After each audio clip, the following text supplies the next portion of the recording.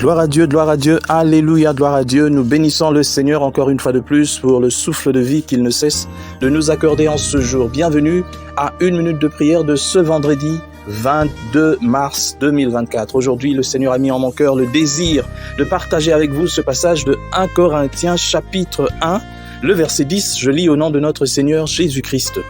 Je vous exhorte, frères, par le nom de notre Seigneur Jésus-Christ, à tenir tous un même langage et à ne point avoir de division parmi vous, mais à être parfaitement unis dans un même esprit et dans un même sentiment. Mes chers frères et sœurs, cette parole me renvoie un peu à Jean chapitre 13, le verset 25. À ceci, tous connaîtront que vous êtes mes disciples si vous avez de l'amour les uns pour les autres. Mon frère, ma sœur, de foi, nous passons à côté de l'essentiel.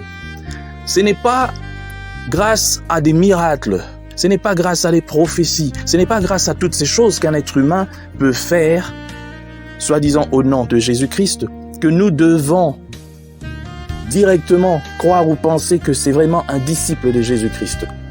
Vous vous rappelez bien que le Seigneur lui-même avait dit de ne pas se réjouir parce que les esprits nous sont soumis, mais de nous réjouir parce que nos noms sont écrits dans le livre de vie.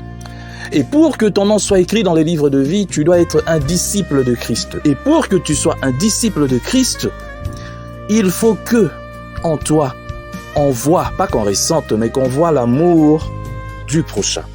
Et lorsque tu n'as même pas l'amour pour ceux-là qui sont disciples de Christ comme toi, tu le prétends être, alors là, ça craint, comme on dit. Ça craint parce que il n'y a que par les actes d'amour qu'on peut comprendre, qu'on peut trancher qu'une personne est réellement en Christ.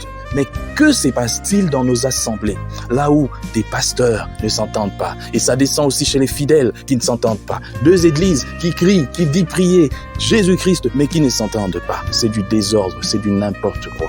Je tiens vraiment à dire ici et à souligner que c'est du n'importe quoi. Tu ne peux pas être là en train de crier Jésus, Jésus, pendant que celui qui est en face de toi, qui crie aussi le nom de Jésus, vous ne vous entendez pas.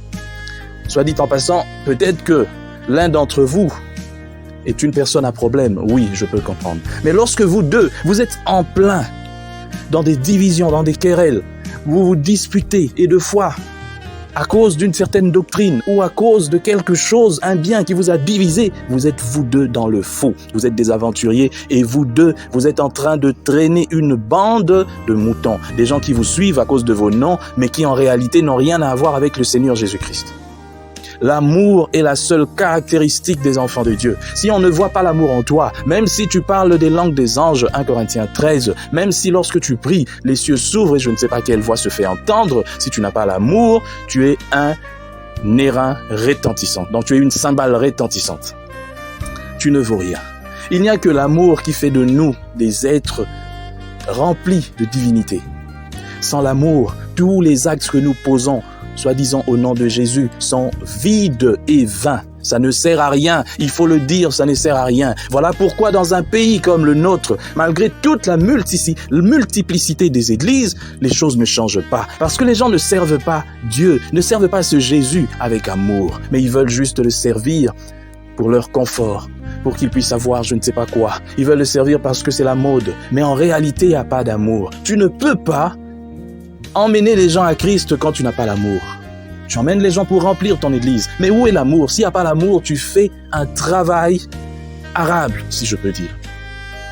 Tu fais vraiment un travail vain, et tu n'en auras pas un salaire.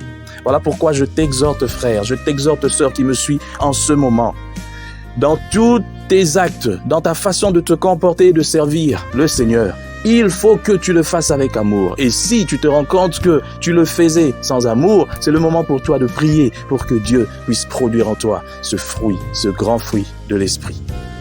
Nous prions. Seigneur, merci pour cette parole que tu nous donnes en ce matin. Merci, Seigneur éternel, de nous aider encore à grandir dans l'amour, à développer l'amour. Ça ne sert à rien que nous puissions parler des langues, crier et puis faire toutes ces choses si nous n'avons pas l'amour. De fois, nous n'avons même pas l'amour pour nos conducteurs, même pas l'amour pour nos frères et sœurs. Des divisions dans l'église, ce n'est pas normal. Nous faisons du théâtre. Aide-nous, Seigneur, à développer l'amour, le vrai, et que gloire te soit rendue. Au nom de Jésus-Christ, nous avons prié. Amen.